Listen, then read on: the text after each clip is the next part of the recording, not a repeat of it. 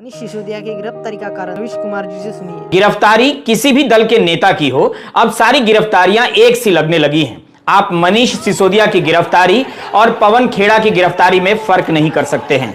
छत्तीसगढ़ में कांग्रेस नेताओं के यहां हाल में पड़े छापे और सिसोदिया के घर और दफ्तर में पड़े छापे में फर्क नहीं कर सकते हैं। फर्क के नाम पर यही कर सकते हैं कि जब आप पर छापा पड़ता है तो कांग्रेस चुप रहती है और कांग्रेस पर छापा पड़ता है तो आम आदमी पार्टी चुप रहती है। जिस तरह से विपक्ष के नेताओं के यहां छापे पड़ते हैं, उससे आप यानी दर्शक तय नहीं कर सकते कि विपक्ष के नेताओं के यहां भ्रष्टाचार खत्म किया जा रहा है या विपक्ष खत्म किया जा रहा है। अब इसका जवाब भी एक सा हो चुका है, जो आप जानते हैं। अगर मामला भ्रष्टाचार खत्म करने का होता तो फिर जांच एजेंसियां कर्नाटक में बीजेपी के नेताओं और मंत्रियों के घर खंगाल रही होती, जिनका नाम लेकर राज्य के कॉन्ट्रैक्टर संघ ने प्रधानमंत्री को पत्र लिख दिया था कि ये लोग घूस मांगते हैं और बहुत ज्यादा घूस मांगते हैं। मगर वहां ऐसा नहीं हुआ। यही नहीं, अगर गैर भाजपा सरकारें बीजेपी नेताओं के भ्रष्टाचार की जांच करती हैं तो वह साजिश हो जाती है और सरकार ही गिरा दी जाती है। महाराष्ट्र के मुख्यमंत्री एकनाथ शिंदे तो ऐलानिया तौर पर बता रहे हैं कि महाविकास आघाड़ी की सरकार देवेंद्र फडणवीस के खिलाफ जांच करने और गिरफ्तार करने की योजना बना रही थी, इसलिए मैंने सरकार गिरा दी। बीजेपी के नेता के खिलाफ जांच होने वाली थी तो शिंदे ने अपनी ही पार्टी तोड़ डाली।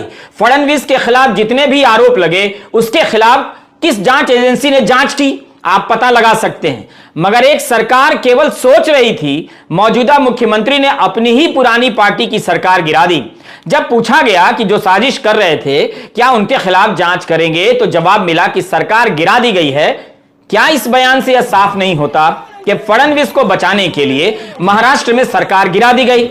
अक्टूबर 2022 में मनीष सिसोदिया ने भी सीबीआई छापे के बाद आरोप लगाया कि आप छोड़ने का दबाव था। मुझसे कहा गया कि दिल्ली का मुख्यमंत्री बन जाओ या जेल जाओ। सीबीआई ने इसका खंडन किया था।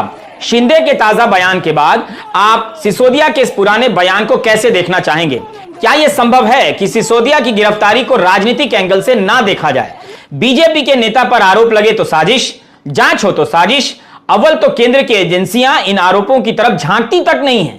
महाराष्ट्र के मुख्यमंत्री तो खुलकर बोल देते हैं कि फडणवीस को गिरफ्तार करने की साजिश हो रही थी, इसलिए सरकार गिरा दी। आपने सुना रवीश कुमार जी से कि कैसे बीजेपी नेताओं ने ईडी के डर से सरकारें गिरा दी।